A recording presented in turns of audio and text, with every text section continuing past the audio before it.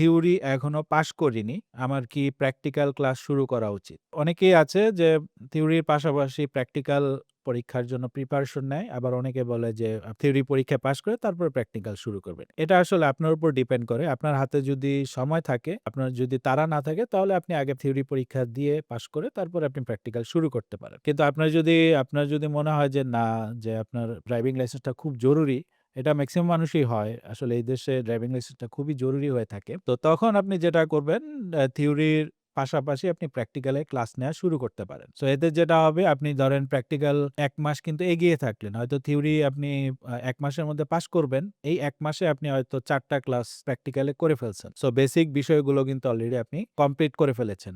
তো ১ মাস পরে আপনি থিওরি পাস করে ফেললেন।